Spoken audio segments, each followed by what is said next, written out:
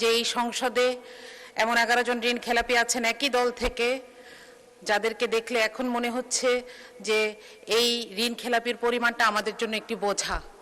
আমি যদি আপনাকে সংখ্যাটি বলি, এই বাজেটে ঋণ খেলাপির আমাদের মোট পরিমাণ 6,44,000 কোটি এবং করের পরিমাণ 6,95,000 কোটি।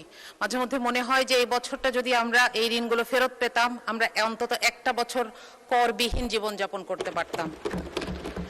মাননীয় স্পিকার, এই ঋণের এই যে রাজস্ব আদায়ের লক্ষ্য, এটা আদায়ে এনবিআর 30 বার ব্যর্থ হয়েছে। তারপরও আমরা এবার একটি অবাস্তব প্ল্যান এনবিআর এর উপর চাপিয়ে দিয়েছি, যেটার কোনো ইনফ্রাস্ট্রাকচার এনবিআর এর নাই। এটা বারবার বলা হচ্ছে কাঠামোগত সংস্কার ছাড়া এই কর আদায় করা সম্ভব নয়, কিন্তু সেটার কোনো সুস্পষ্ট সংস্কার প্রস্তাব ছাড়াই আমরা এমন একটি প্রস্তাব দেখতে পাচ্ছি এই বাজেটে।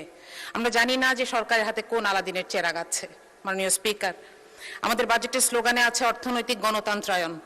আমি জানি না যে এই কারণেই কিনা বাংলাদেশের সবচাইতে বড় ব্যাংকটিকে এবং সবচাইতে বিখ্যাত সেবামূলক হাসপাতালটিকে খুব দুঃখজনকভাবে একটি বিপর্যয়ের শিকার হতে হচ্ছে। এর কারণ হচ্ছে রাজনৈতিক কুধারণা।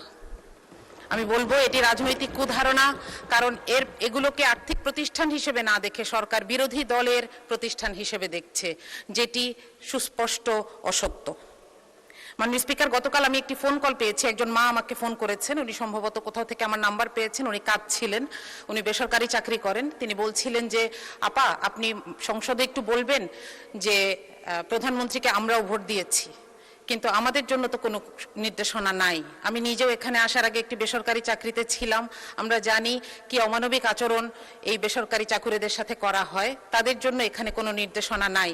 আমি আশা করব যে সরকারি পে স্কেলের পাশাপাশি বেসরকারি পে স্কেলের ব্যাপারেও কিছু নির্দেশনা আসুক। এটার অভাবেই সরকারি চাকরিতে চান্স পাওয়ার জন্য এই ঘুষ বাণিজ্য, নিয়োগ বাণিজ্য হয়ে থাকে।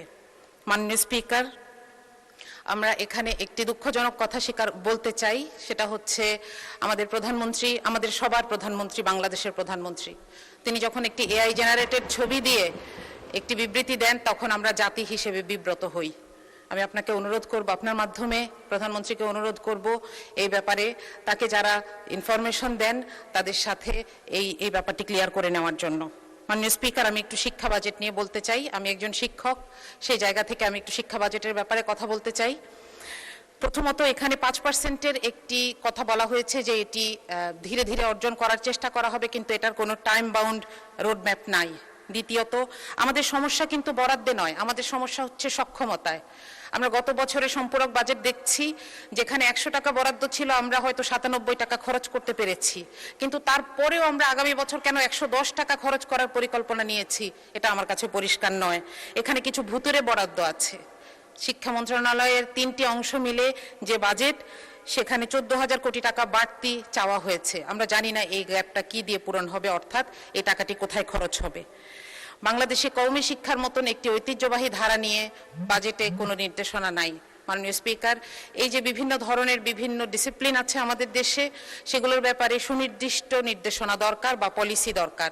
যেমন আমাদের বিশ্ববিদ্যালয়গুলোকে বলা দরকার তারা যেন স্বায়ত্তশাসিত হয় এবং নিজেদের পয়সা নিজেরা জোগাড় করে।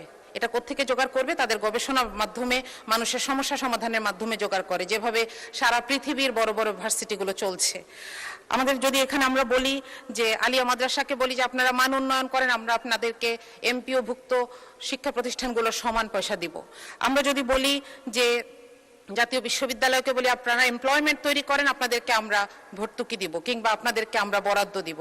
এভাবে তাদের সামনে সুনির্দিষ্ট লক্ষ্য ঠিক করে দেওয়া প্রয়োজন। মাননীয় স্পিকার, সুতরাং এইখানে শিক্ষা বাজেটে বিশেষ করে আমাদের আরো বেশি স্পেসিফিক এবং বিস্তারিত বাজেটের নির্দেশনা প্রয়োজন।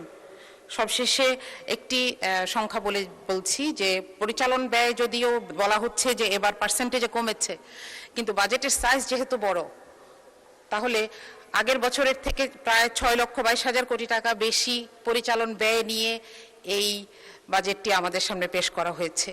তো এটার ব্যাপারে আসলে এই স্ট্যাটিস্টিক্সগুলোর ব্যাপারে সততা দরকার ছিল, যে পার্সেন্টেজের ক্ষেত্রে কমানো হলেও আসলে এটা টাকার অঙ্কে বেশি। মাননীয় স্পিকার, বাজেট আসলে একটা দেশের মানুষের এবং সরকারের সাথে একটি সামাজিক চুক্তি, সুতরাং এখানে বাস্তবসম্মত, জবাবদিহিমূলক এবং প্রাতিষ্ঠানিক সক্ষমতা প্রয়োজন। মাননীয় স্পিকার, আমি আপনার কাছে আর 1 মিনিট প্রার্থনা করছি। জি প্লিজ, জি। আপনি কন্টিনিউ করেন, 1 মিনিট সময় বরাদ্দ হলো। জি, থ্যাংক ইউ। আপনাকে ধন্যবাদ। আমি একটি গল্প বলার জন্য এই 1 মিনিট সময় চেয়ে নিলাম আপনার কাছে। সেটা হচ্ছে, একজন দেশের অর্থমন্ত্রী মিস্টার এক্স যেদিন প্রথম অফিস করলেন, তিনি দেখলেন তার টেবিলে 3টা খাম। তিনি এবং উপরে লেখা, কোনো সমস্যায় পড়লে এই খামটি খুলবেন। তো খাম নাম্বার 1 খুললেন তিনি। একটা সময় দেখলেন যে খুবই অবস্থা খারাপ, দেশের মানুষের চাহিদা পূরণ করা যাচ্ছে না, অর্থনীতির অবস্থা খারাপ।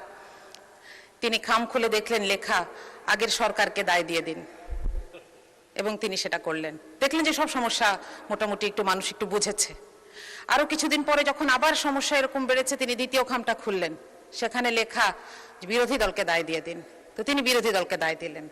আরো কিছুদিন পর যখন দেখলেন যে আর পারা যাচ্ছে না, চলবে না, তখন তিনি তৃতীয় খামটি খুললেন, এখানে লেখা যে আরো 3টি খাম বানান এবং আপনি পদত্যাগ করুন আপনার পরবর্তী অর্থমন্ত্রীর জন্য। মাননীয় স্পিকার, সরকারের অংশ হিসেবে আমরা চাই না এই বাজেট আমাদের ব্যর্থতার দলিল হোক। আমরা চাই এই বাজেট বাস্তবায়ন হোক। এজন্য এটার যতগুলো অ্যানোমালি আছে, যতগুলো জায়গায় সমস্যা আছে, এগুলোকে দূর করেই আমরা সামনে এগোতে চাই। আপনাকে ধন্যবাদ মাননীয় স্পিকার। ধন্যবাদ মাননীয় সদস্য, আপনাকেও।